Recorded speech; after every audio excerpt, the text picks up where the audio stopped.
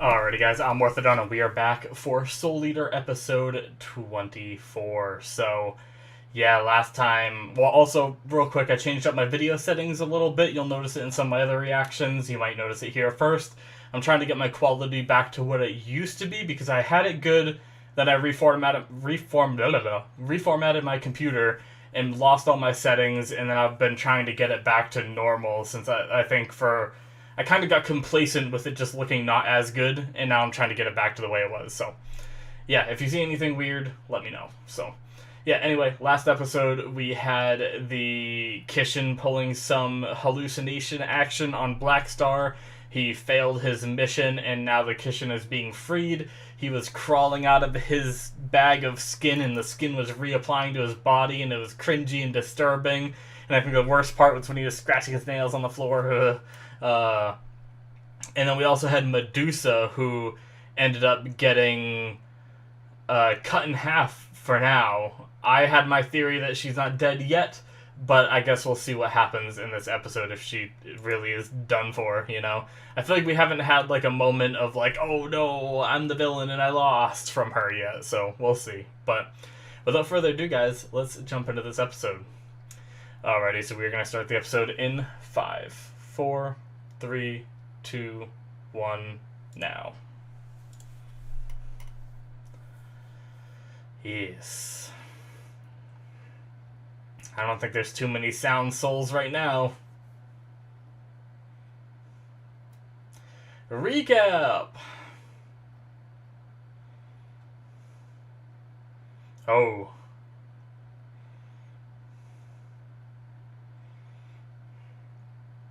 I don't like when people talk in past tense.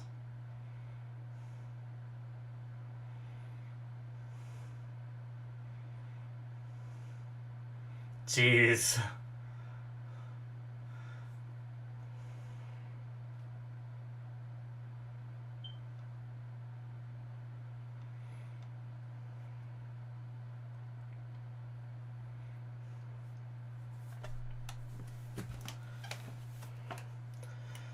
Because they had messed with her neurons or whatever. That's not the right word, is it?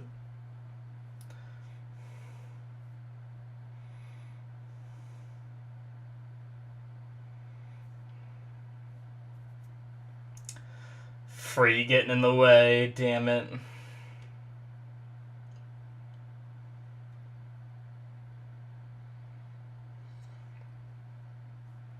Jeez.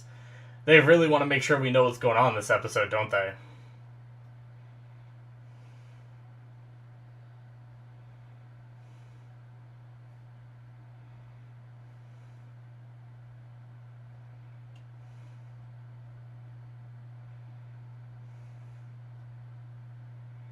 Yeah. And it awakens.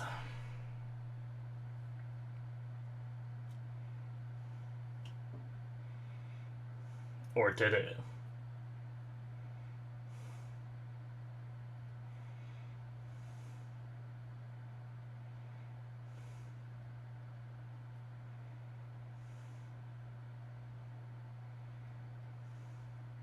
Ugh, I hate this flesh beast.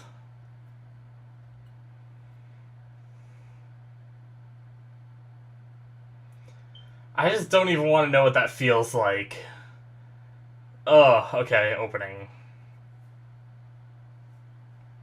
Like, I don't even want to know what it feels like to have your flesh just, like, pushed back onto your body like that. It reminds me a lot of the feeling when I watched The Matrix for the first time and Neo or whatever lost his mouth.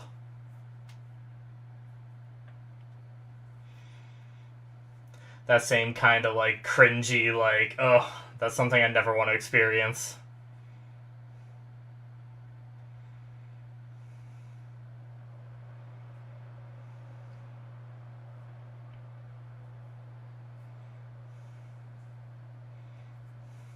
Do do do do do do do.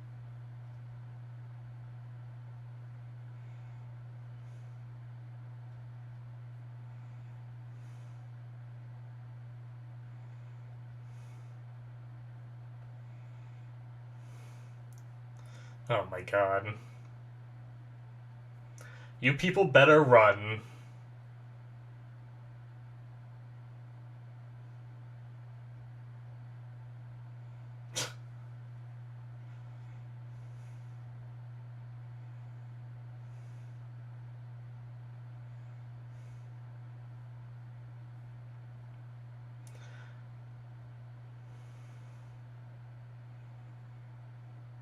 Jeez. Oh god.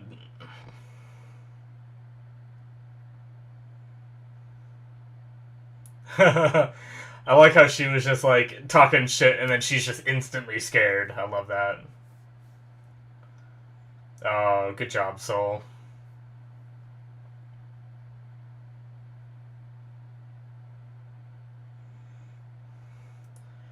Wow. They were just all instantly beaten.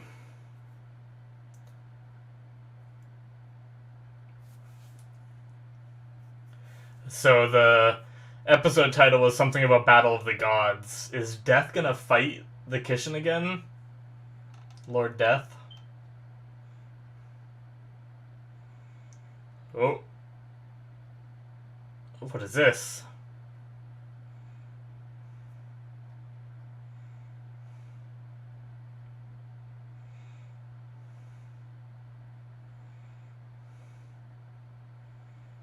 Oh.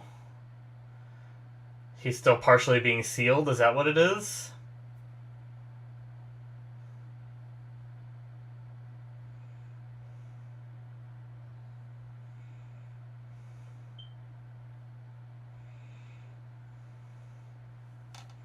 Hmm.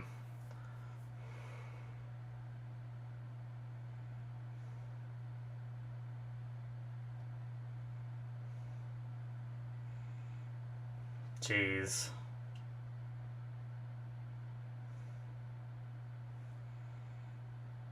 What?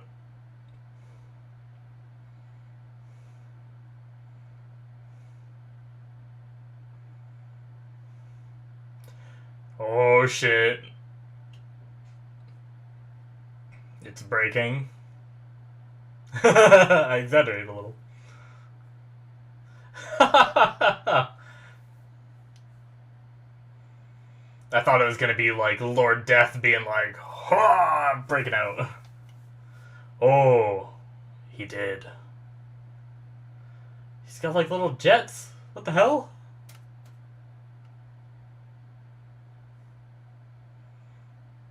He looks a little bit like Death the Kid.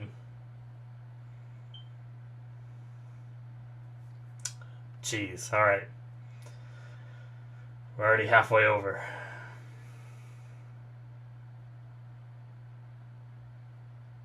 I can't take Lord Death seriously right now with that voice.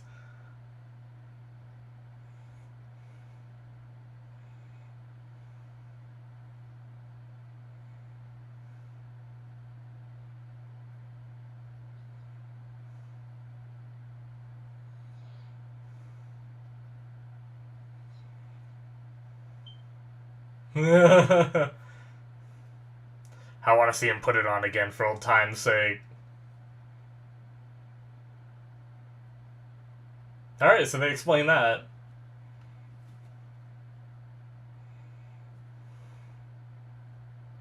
A funny way of talking. Interesting.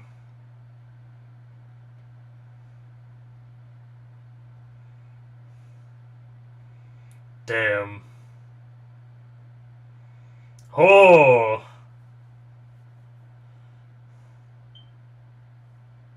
Could definitely hear a change in his voice there.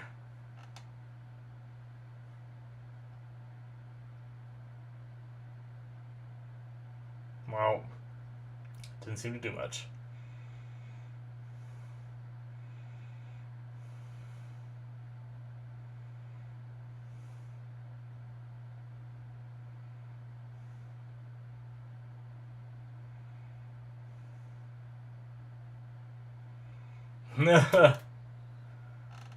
Jeez.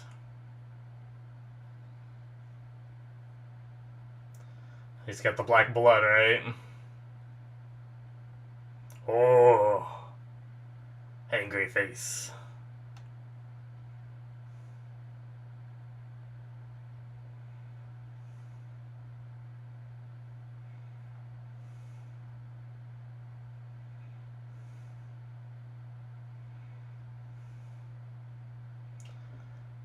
Oh boy.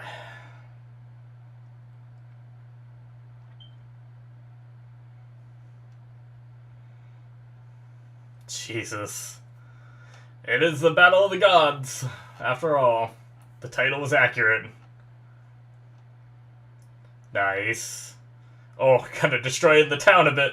Okay, yeah, he acknowledged it. Sometimes it shows they just don't care, but... I think you need to evacuate, if you haven't already. Yeah. Yeah, okay. That seems wise.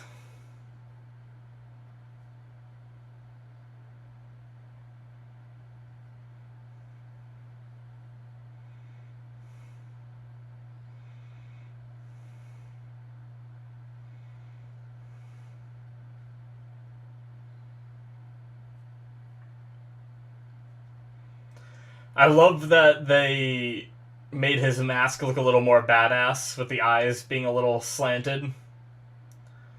And his voice is a little bit different too, because I just couldn't take him seriously before.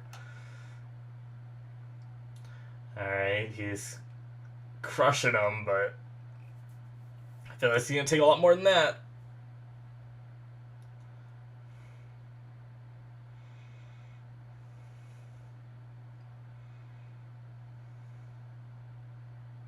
Damn.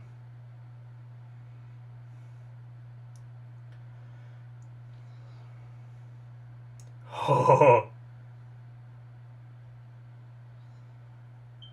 Oh, we need... Alright, so he... Yeah, I forgot that Death Scythe was, like, created for Lord Death. We need Death Scythe back. Dr. Stein, get up here!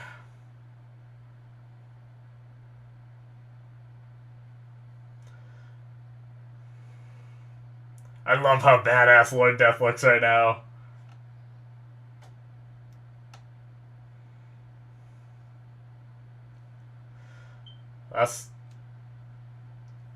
That can't be the end of him.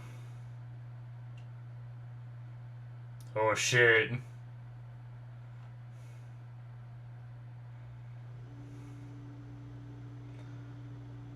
Oh, that's not good.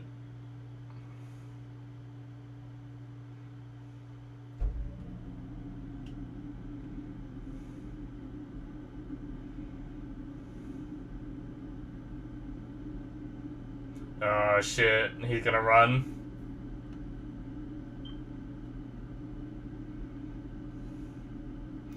Damn.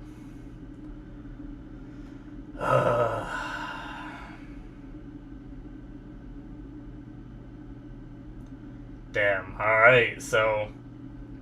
I kind of thought that was gonna happen. It would have been a little bit anticlimactic if he got released and then defeated this episode, or even the next episode. But...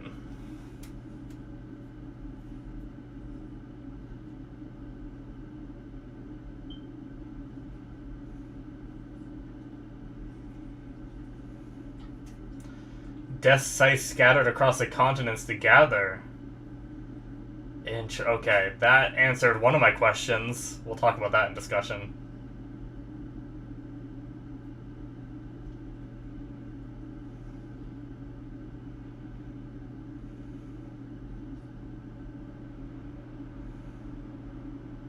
Yep.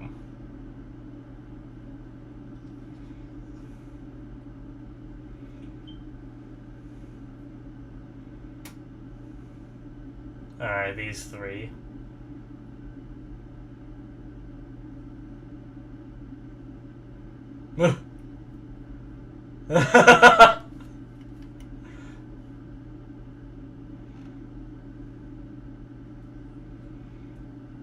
We didn't really... I feel like we didn't really get to see her fully die either. She's gonna move. Maybe.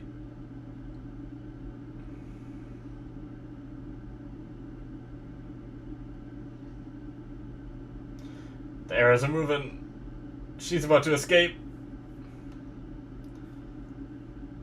Careful, Dr. Stein.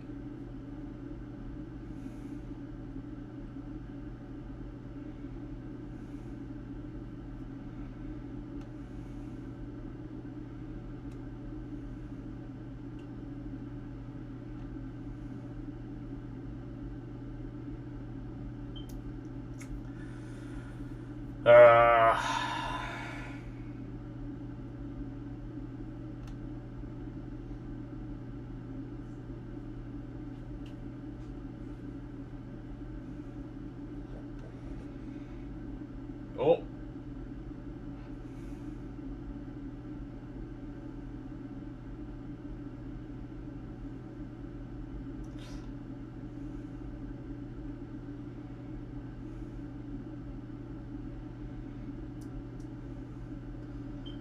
Is that death?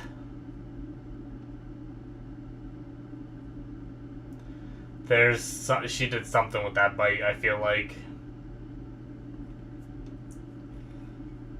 I don't trust it. I don't trust any of it.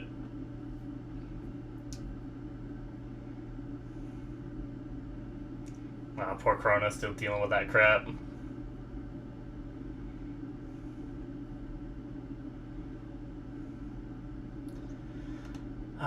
Big defeat for everyone today. Damn.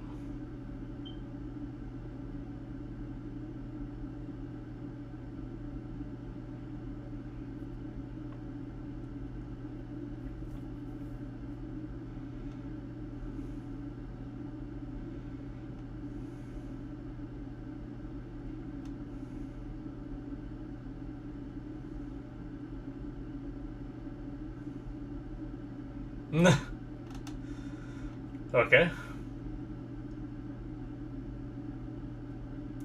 God damn this guy.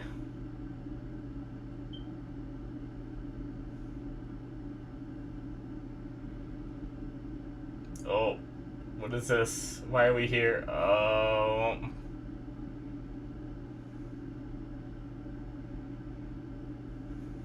Damn it. And that's it. Ah!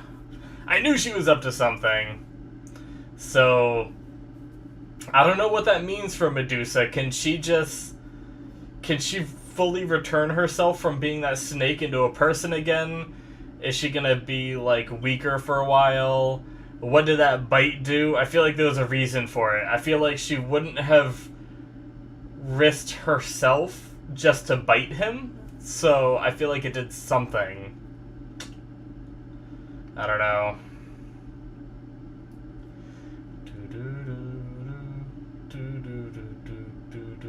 It didn't feel like... This whole time, it didn't feel like a proper ending for Medusa, right? Like, she seemed like she was still in control the whole time, if that makes sense.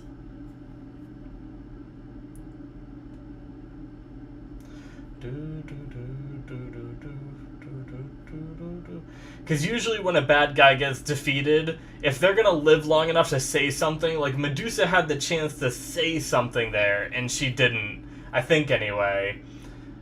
Maybe she couldn't talk because she was too injured, I don't know. But I feel like she was just still confident, even up to the point of her like bursting and saying she extinguished her own soul or whatnot, but...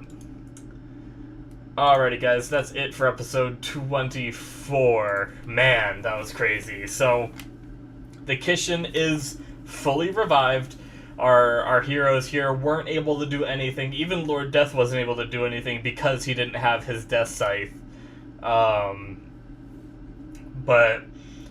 the fight was cool. He was incredibly powerful. He just, like, flopped his skin around and hit Death the Kid and Black Star and just knocked him out of the fight instantly. Even Maka, we didn't even really get to see exactly what happened. I think really she just grabbed onto his like scarf thing, followed him up, and then he did like, I think he just like exploded with energy because he had like a red ball around him, and Maka like fell like a little bit unconscious, not really, just hurt mainly I think. Because she moved as soon as they landed, but Soul managed to catch her, which was cool. But I want to gush about how happy I am the way they handled Lord Death, because I've said it several times since the show started. If he ever fights, I was not going to be able to take him seriously whatsoever. But they did something here where, even though he doesn't have his badass mask anymore, he had they like had him have like the angry eyes, like slanted and everything. Even though I don't know how that works from a mask perspective, like that's kind of an anime thing. I don't know how he's able to show expression through a mask that looks like it's just like solid like plastic or something, you know? I don't know how he's able to like shift it like that, but it doesn't really matter. I really like that they did that, because that made him look badass, even though he still like is kind of goofy with his big like floppy hands and stuff. It just made him look a little bit badass. And then I also like that they addressed it, that he put this mask on because he was scaring kids, and he was trying to be even though he's Lord Death, he's like this figure of like, I guess you could compare him to other religions of like Satan and stuff, yet he was trying to be like helpful to the world, you know? I guess it's probably not like the equivalent of Satan. I'm sure he is from like a different religion maybe that follows like a different set of guidelines, you know, for what like Lord Death would be like, you know? But I definitely I do like that they made him look and sound more badass. And they also addressed, like, why does he always look and sound so goofy? It's because he's just trying not to scare people, and he ended up getting used to that voice. But then as he got into fighting, he started reverting to, like, this badass, deep voice, and the eyes helped as well. And I like how in some angles, the third eye almost looked like it could be, like, a nose kind of thing, where he had, like, the two, like, anger eyes and then just like a circle nose, you know? It kind of looked cool. But yeah, you guys have to let me know, is that voice actor the same one, like between Lord Death's goofy voice and his serious voice? Like, that's what I'm curious about. Is it the same voice actor? Does that voice actor just do a good job of putting on like a goofy, silly voice? Or do they have two separate voice actors for him? I don't know.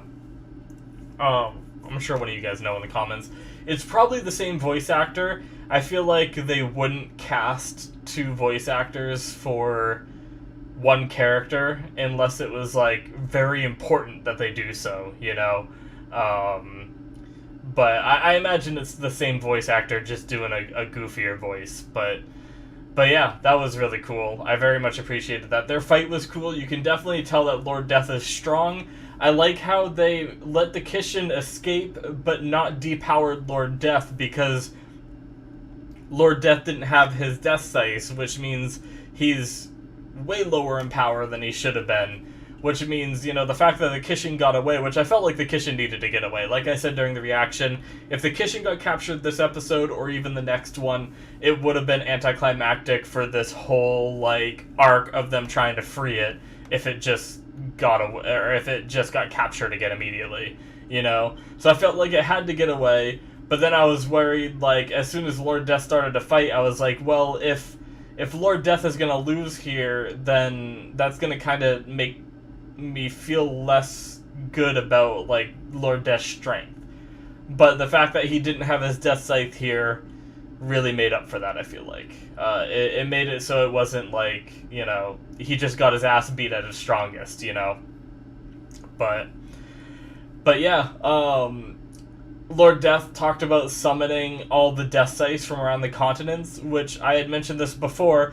I wasn't sure how this worked because, like, Lord Death, I imagine, can only wield one weapon in combat, so why does he need more than one death scythe? Which means why does everybody strive to become a death scythe when there was already Maka's father, right? Who is a death scythe.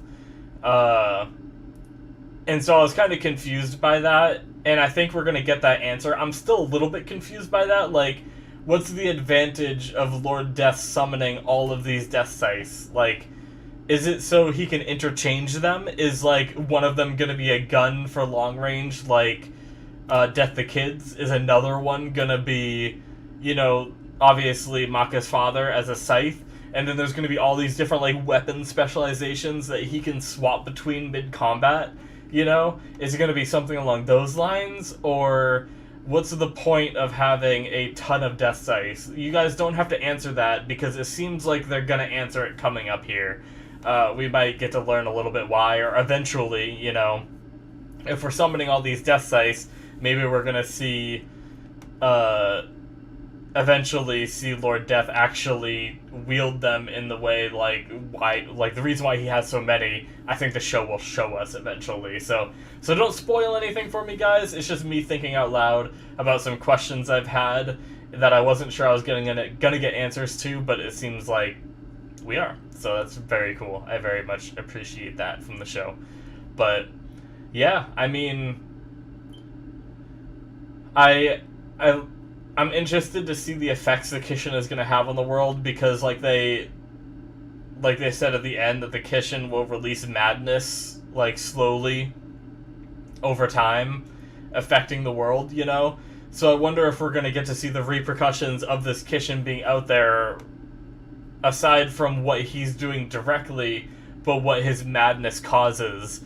Is that going to be something where we have, like, the way our characters like Maka, Death the Kid, and Blackstar get stronger is by them actually going out and fighting these, like, different madnesses that appear, you know? Maybe that's going to be something. Like, maybe the madness is going to consume some people, they're going to become stronger, and then start killing other people, and our heroes have to take care of it, and that's going to be one way that they become stronger, you know?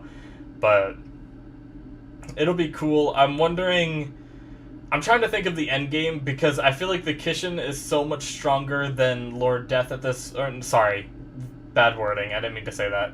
I feel like the Kishin is so much stronger than Death the Kid, Blackstar, and Maka at this point, that I don't see them getting strong enough by the end of the show to defeat him.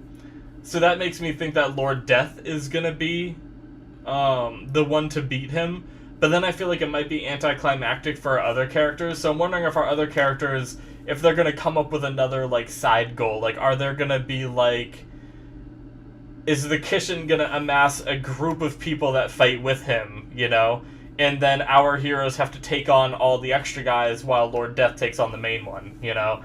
I imagine it's going to be something like that. Or maybe they will get strong enough so that way they can all fight the Kishin at once, you know? And we're gonna get, like, a big, like, you know, 4 or 5v1, you know, but I don't know. Because I imagine it's gonna end up being, like, something like here, where Maka took on Krona, and then we had, Death the Kid going after Erica and Free, and Blackstar helping out with that as well, you know? And then Dr. Stein on one of them. I feel like they're gonna keep that, like, formation of, like, individual people fighting and stuff like that, but I don't know, it's going to be interesting how the future of this show goes, but yeah, like I said already, that skin bit was just disturbing. I hated how he, like, was able to pull off his extra skin and then just turn it into a scarf, and it ended up, like, changing colors, too.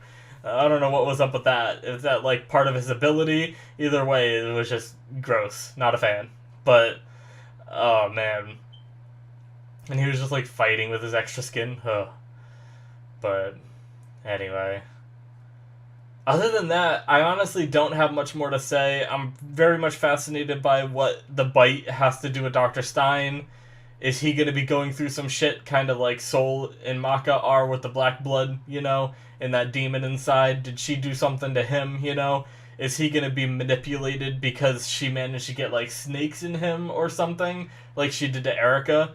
And he's going to have to do some, like, spy work for her, you know? I don't know.